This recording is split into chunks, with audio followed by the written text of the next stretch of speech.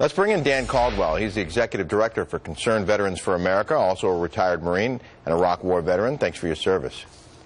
Rick, thanks for having me on today. It's my pleasure. You penned an op-ed in the Washington Examiner that calls conditions at some VA facilities horrifying and third world, like a fly-infested operating room and surgical instruments covered in rust and blood. That's actually happening. Yeah, so in regards to those third world conditions, those were at the Manchester, New Hampshire VA, and that was uncovered as a result of a Boston Globe investigation. And what I was referring to in the op-ed is how there have been some improvement at the VA, especially under President Trump and his new VA secretary, and there is progress.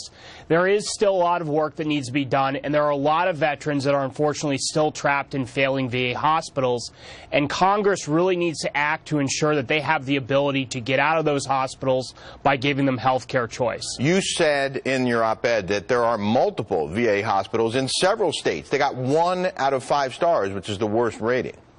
There are about a dozen hospitals across the country that receive 1-star ratings, and those hospitals also received 1-star ratings last year, so they haven't really improved. And that's a lot of VA hospitals. Taken together, those hospitals likely serve hundreds of thousands of patients every year. So it shows you that while you might have some improvement here and there are still a large amount of veterans that are, again, trapped in these hospitals, and there are still some systemic issues at the VA, despite some good progress that we have made this year. And Dan, you say that veterans are still dying while waiting for treatment.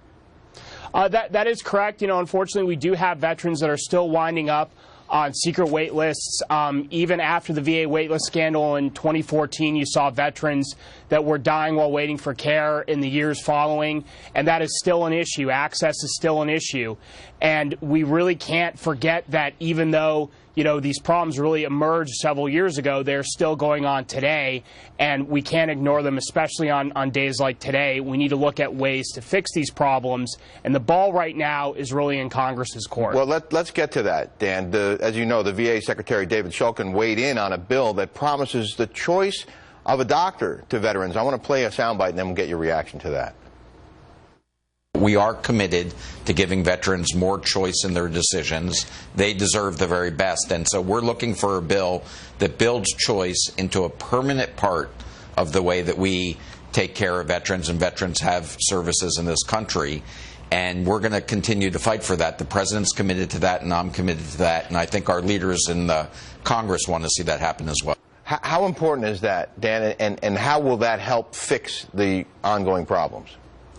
Choice is absolutely essential to fixing the VA, giving veterans the freedom to take their benefits into the private sector if that's what they want. If they want to stay in the VA, they can. But if they feel the VA isn't giving them best quality care or it's not convenient for them, they need to have the ability to go outside of the VA. And that ensures that you don't have veterans trapped in the failing VA hospitals like we were just talking about. And I was very glad to hear Secretary Shulkin say that. And again, I want to be clear.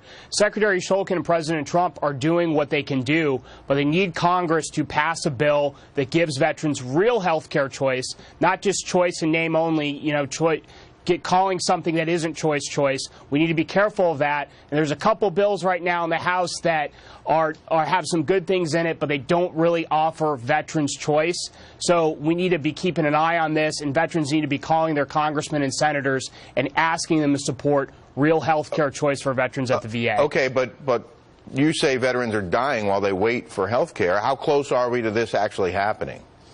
Well, right now the bills are moving through the House and Senate. You have the Veterans Choice Program, which is likely going to run out of money again by the end of the year. So hopefully we'll have a bill by the end of the year. I'm confident that the House and Senate are going to move something, but we need to make sure it actually provides real choice and not just preserve the status quo where you continue to have these failing hospitals and veterans trapped there. Is there anything on this Veterans Day that the American people can do to help?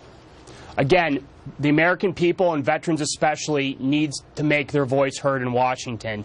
You know, Veterans Day isn't just about recognizing past service. It's not just about, getting free meals like free fajitas at Chili's or something like that. It's about future service. It's about getting out and advocating for policies that are going to make this country better. And both veterans and all Americans need to do that and need to call their congressmen and senators and let them know that we need real health care choice at the VA. Dan Caldwell, we appreciate your insight today, sir. Thank you. Thank you for having me on, and have a good Veterans Day. You too.